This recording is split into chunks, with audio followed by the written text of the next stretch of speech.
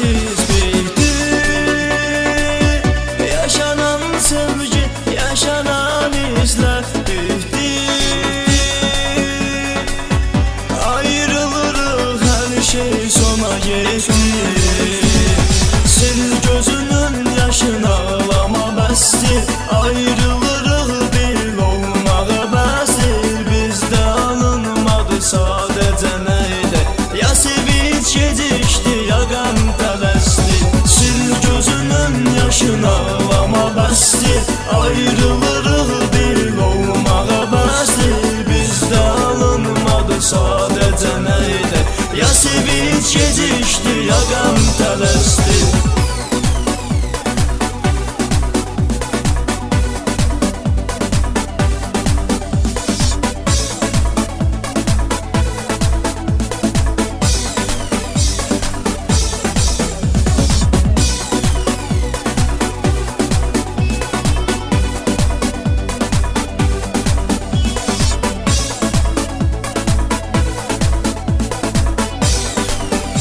Roma 79 Production. Ben seni sevdim, sen beni yaktın.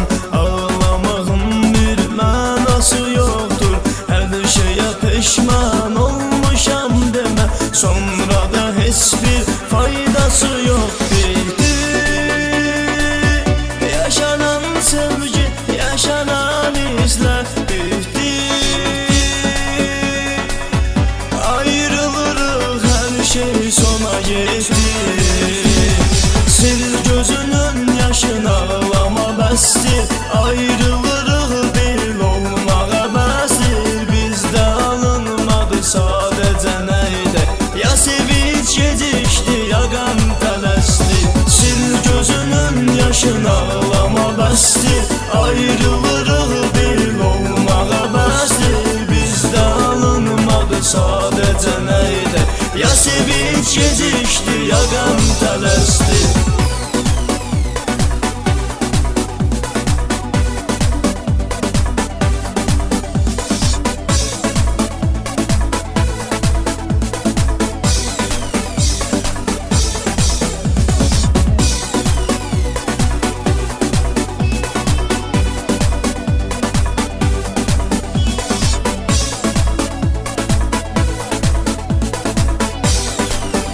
Parlak WS'de Mən sənə hər kəsdən yaxın oldum. Etdiyim arzular olmadı gerçək. Sən məni yox, bir özgəni seçsin. İncimə mənə, incimə hər şeydir. Yaşanan sevgi, yaşanan izlər bitti. Ayrılırıq, hər şey sona yetti. Sil gözünün yaşını, ağlama bəsdir. Ayrılırıq, bir olmağa bəsdir. Bizdə alınmadı sadəcə neydi? Ya sevinç gecikdi, ya qəm tələsdi. Sil gözünün yaşını, ağlama bəsdir.